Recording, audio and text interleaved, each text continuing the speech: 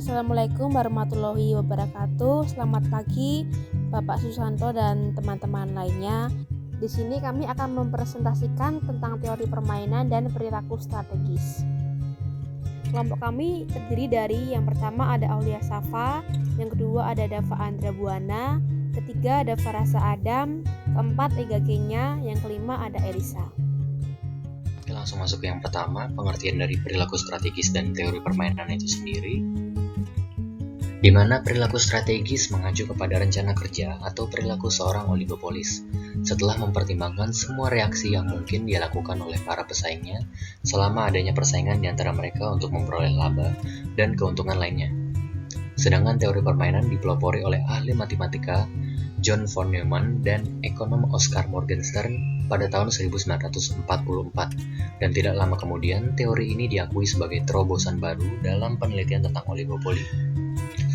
Secara umum, teori permainan berkaitan dengan strategi terbaik atau optimum dalam berbagai situasi konflik. Selain itu, teori permainan memperlihatkan bagaimana perusahaan oligopolistik membuat keputusan strategis, memperoleh keunggulan kompetitif atas pesaingnya, atau bagaimana perusahaan oligopolistik bisa memperkecil ancaman potensial akibat langkah strategis pesaingnya. Lalu setiap model teori permainan terdiri atas 3 bagian, yaitu pemain sebagai para pembuat keputusan, lalu strategi, yaitu pilihan untuk mengubah harga, mengembangkan produk baru, melakukan kampanye iklan, membangun kapasitas baru, dan tindakan serupa lainnya. Lalu yang terakhir adalah ganjaran, yaitu hasil atau konsekuensi dari setiap pilihan strategi, di mana nantinya terdapat 2 jenis permainan yang perlu dapat kita bedakan.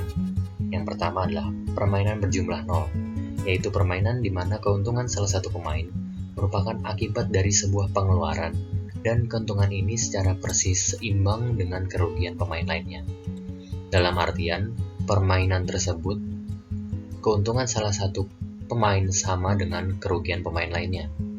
Lalu yang kedua adalah permainan tidak berjumlah 0, yaitu jika keuntungan atau kerugian salah satu perusahaan tidak diakibatkan biaya atau memberikan keuntungan dalam jumlah yang sama pada perusahaan lain.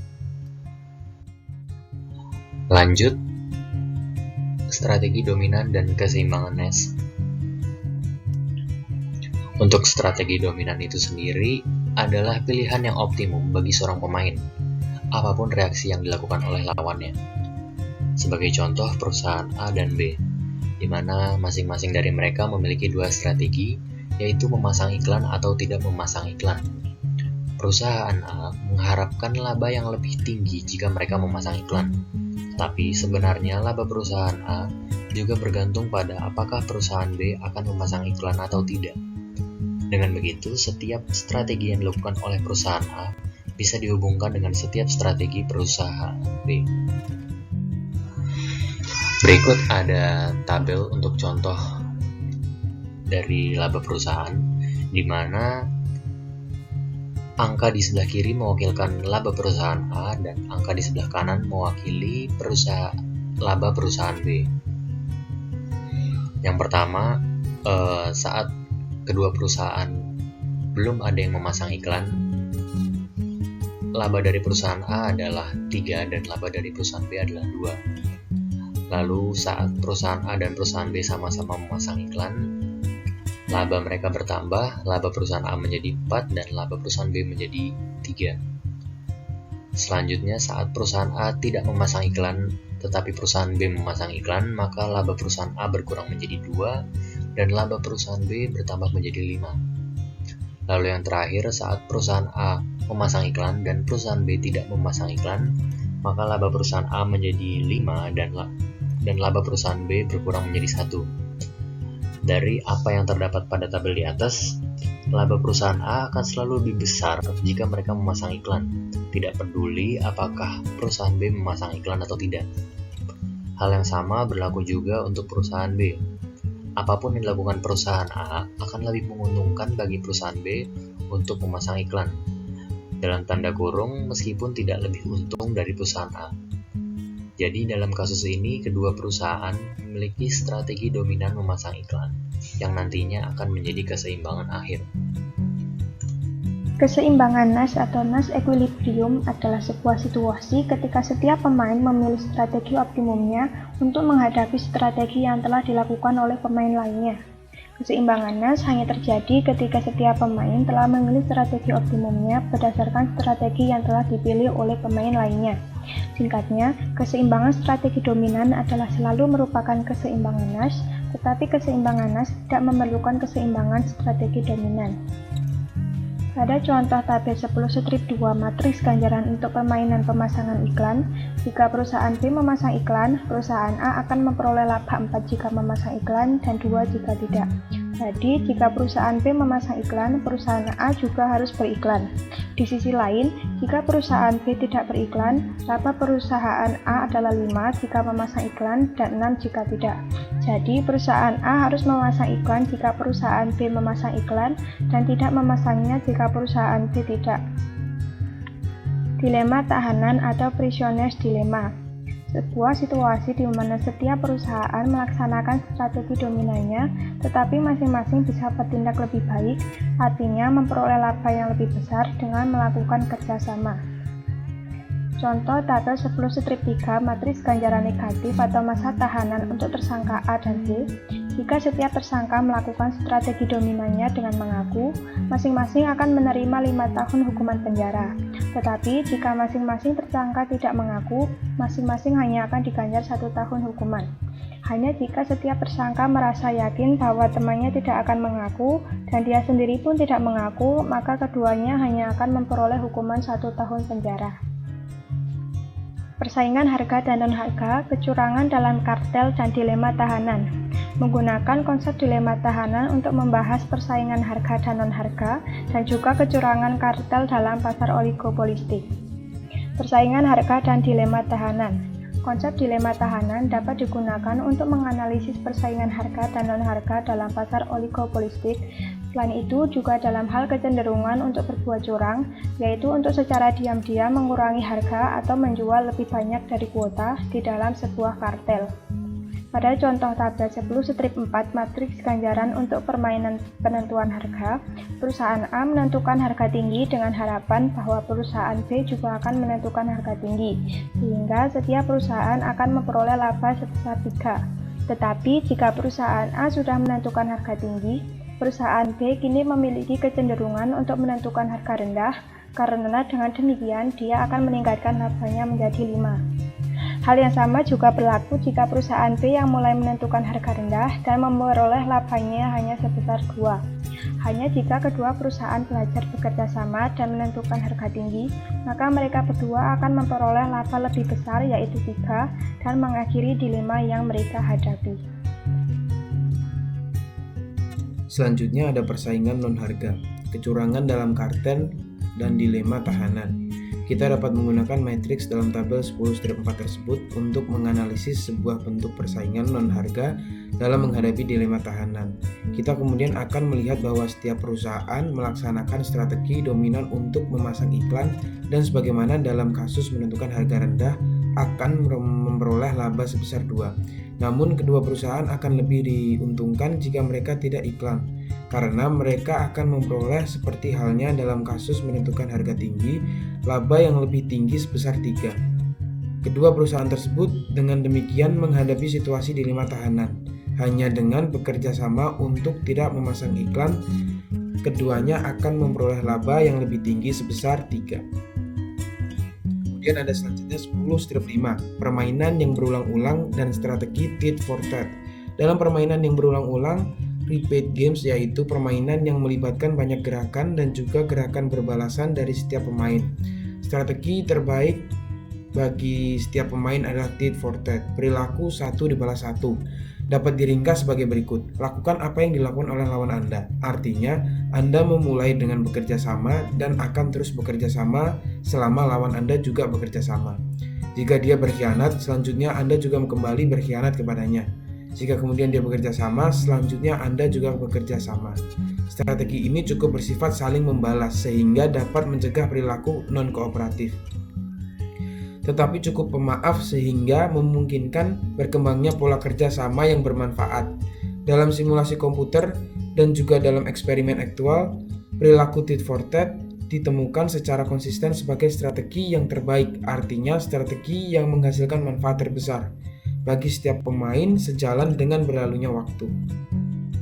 Kemudian selanjutnya 10 strip 6, langkah strategis. Dalam bagian ini kita membahas permainan yang mencakup ancaman, komitmen, keberanian, dan hambatan masuk. Konsep ini sesuai dengan teori permainan dan memberikan elemen penting, paham realis, dan relevan. Selanjutnya teman-teman bisa melihat tabel 10 strip 5 yang ada di slide. Sebagai contoh misalnya bahwa matriks ganjaran bagi perusahaan A dan B ditunjukkan oleh tabel 10 strip 5. Matriks ganjaran ini menunjukkan bahwa perusahaan A mempunyai strategi dominan menentukan harga tinggi. Alasannya adalah jika perusahaan B menentukan harga rendah, perusahaan A akan memperoleh laba sebesar 2. Jika menentukan harga rendah dan laba sebesar 3 jika menentukan harga tinggi. Hambatan masuk. Hambatan masuk merupakan salah satu strategi penting yang digunakan seorang oligopolis untuk menghambat masuknya perusahaan baru ke dalam pasar. Caranya dengan mengancam akan menurunkan harganya sehingga menyebabkan kerugian bagi pasar baru yang potensial. Dan ancaman ini hanya akan ditanggapi jika ancaman tersebut memiliki kredibilitas. Seperti contoh pada tabel yang menunjukkan bahwa ancaman dari perusahaan A tidak bisa dipercaya dan tidak akan menghalangi perusahaan B untuk masuk ke pasar, karena perusahaan A memperoleh laba sebesar 4 jika dia menentukan harga rendah dan memperoleh laba sebesar 7 jika dia menentukan harga tinggi. Jika perusahaan A tidak bisa memberikan komitmen yang bisa dipercaya untuk menghalangi masuknya perusahaan baru, meskipun harus dengan mengurangi jumlah labanya, maka perusahaan A tetap tidak akan bisa menghambat perusahaan B masuk ke dalam pasar. Perusahaan A bisa membuat ancaman yang memiliki kredibilitas dengan cara memperbesar kapasitas produksinya sebelum dibutuhkan. Tabel yang berikut ini sama dengan tabel yang ada di slide sebelumnya. Bedanya hanya terletak pada laba perusahaan A yang lebih rendah saat menentukan harga tinggi, karena kelebihan kapasitas akan menyebabkan biaya perusahaan meningkat tanpa diiringi peningkatan penjualan. Selanjutnya ada perilaku strategis dan daya saing internasional. Teori permainan juga bisa digunakan untuk mengkaji kebijakan strategis perdagangan dan industri, sehingga suatu negara dapat memperoleh keunggulan kompetitif atas negara lain, khususnya dalam bidang teknologi tinggi. Contohnya Boeing, sebuah perusahaan pesawat terbang komersial Amerika, dan Airbus Industri, sebuah konsorium perusahaan Jerman, Prancis, Inggris, dan Spanyol. Keduanya sama-sama sedang dalam proses pengambilan keputusan mengenai produksi pesawat terbang baru. Karena besarnya biaya pengembangan pesawat, maka salah satu produsen harus dapat menguasai seluruh pasar dunia agar dapat memperoleh laba. Misalnya labanya sebesar $100 juta. Jika kedua perusahaan itu memproduksi pesawat, maka masing-masing perusahaan akan memperoleh kerugian sebesar $10 juta. Jika hanya Boeing yang memproduksi pesawat, maka Boeing yang akan mendapat laba sebesar $100 juta, sedangkan Airbus tidak mendapat apapun. Begitu pula sebaliknya, ketika hanya Airbus saja yang memproduksi pesawat, maka hanya Airbus yang memperoleh laba sebesar $100 juta, sedangkan Boeing tidak mendapat apa-apa. Dan jika kedua perusahaan itu tidak memproduksi pesawat, maka masing-masing tidak memperoleh laba apapun. Kemudian selanjutnya ada permainan berurutan dan pohon kesetiaan. Permainan berurutan dapat ditunjukkan oleh pohon permainan atau keputusan. Pohon keputusan adalah diagram dengan lingkaran dan cabang. Lingkaran menggambarkan di mana titik di mana keputusan dibuat, dan cabang menunjukkan hasil setiap keputusan dalam permainan berurutan. Susunan pohon keputusan dimulai dengan keputusan awal dan bergerak menuju ke seluruh serangkaian keputusan berikutnya. Pada setiap titik keputusan harus dibuat dan cabang pohon mengulur sampai ke seluruh. Kemungkinan dari hasil permainan telah digambarkan, kemungkinan hasil dari permainan tersebut diberi ganjaran pada sisi kanan figur atau pohon tersebut. Berikut ini adalah gambar dari contohnya. Dalam gambar tersebut menunjukkan pohon keputusan di mana perusahaan A dapat menggunakan untuk menentukan apakah menetapkan strategi harga rendah dan strategi harga tinggi seperti cabang paling atas dalam figur tersebut. Lingkaran B menggambarkan reaksi pesaing B atas strategi harga perusahaan A. Perusahaan A memperkirakan bahwa jika menerapkan harga tinggi atau cabang paling atas dalam siklus tersebut, hal tersebut akan menghasilkan laba sebesar $100. Jika perusahaan B bereaksi juga dengan membebankan harga tinggi dan laba sebesar $130 jika perusahaan B bereaksi dengan membebankan harga rendah. Ketika perusahaan A membebankan harga tinggi, perusahaan B akan memperoleh laba sebesar $100.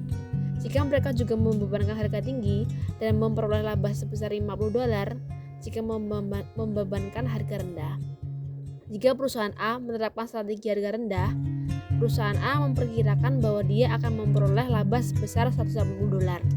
Jika perusahaan B bereaksi dengan membebankan harga tinggi dan memperoleh laba sebesar $150, jika perusahaan B bereaksi dengan membebankan harga rendah. Ketika perusahaan A membebankan harga rendah, perusahaan B akan menghasilkan laba sebesar $80. Jika membebankan harga tinggi dan laba sebesar $120, jika perusahaan tersebut juga membebankan harga rendah. Lalu bagaimana permainan ini diselesaikan? Perusahaan A ingin menerapkan strategi penentuan harga yang mengarah ganjaran tertinggi, tetapi tergantung reaksi perusahaan B untuk pembuatan keputusan perusahaan A.